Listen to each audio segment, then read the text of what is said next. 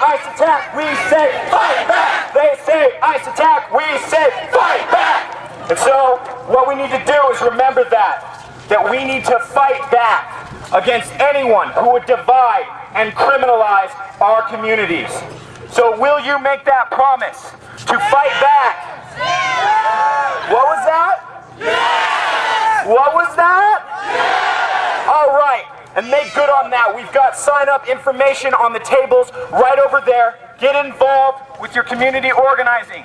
If you don't want to get involved with us, get involved with somebody else, but you need to be involved. All right, thank you, Gregory. Woo!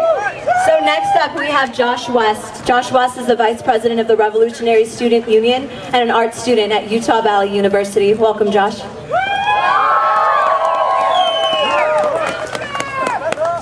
My grandfather was an American Indian from the Little Shell Band of Ojibwa. This tribe, like all other tribes, was a nation which shared a history, culture, language, and land. Like many American Indians, he spent his youth in a white person's school where the language and religion of his parents were forbidden. He, like many of his tribe, spent much of his adolescence working as a poor migrant worker, taking the worst jobs for the worst pay, and eventually ended up working in a smelter in Montana. The U.S. government used their laws to destroy tribal ownership of land so that rich white men could steal that land from his people. The United States forced my grandfather and my people into homelessness in the land of their ancestors. The United States passed the North American Free Trade Agreement and did the same thing to Mexico. The U.S. and NAFTA forced the Mexican government to rewrite the Constitution so that U.S. corporations could steal the land from Mexican farmers. 2 million farmers in Mexico are now landless because of NAFTA. The United States has forced them, like my grandfather, to seek out the worst jobs for the worst pay.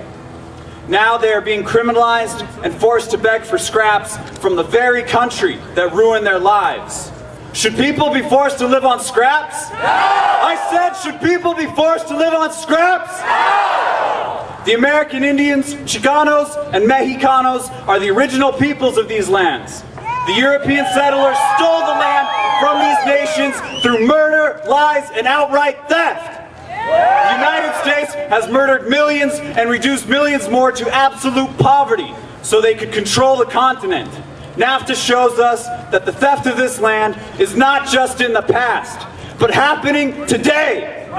The United States will continue its war against our peoples. We must unite. People, unite! People, unite! People, unite! People, unite!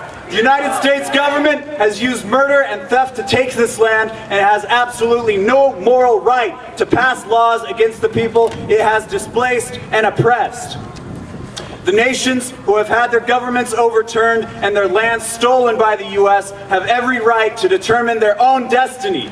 These nations include the Native Americans, the Hawaiians, the Puerto Ricans, and yes, the Chicanos and Mexicanos currently living in the territory occupied by the United States. They have the right to govern themselves. They have the right to have their own history and their own culture taught in their schools. They have the right to speak their own language. The United States government has made us all landless in our own land. It has made us homeless in our own home. The government has deliberately done this to enrich the bosses, the owners, and the vampires who drain us dry. But America does not belong to these investors and bankers. America belongs to those who live and work here. No longer will the lazy bosses and bankers rob those who work. No longer will the murderous United States government make the oppressed nations of America criminals in their own land. Undocumented workers are not criminals. No human is illegal. No human is illegal. No human is illegal. No human is illegal. No human is illegal. Racist colonial governments have always sought to dominate colonized nations. South Africa created apartheid. The American South used slavery and Jim Crow. Oppressed peoples got nothing, begging for mercy from the colonizers and oppressors. These oppressed nations only gain back their rights by fighting back against their occupiers. Politicians ask how tolerant government policy should be to undocumented workers. We should ask how tolerant we should be of government policy. All power to the people!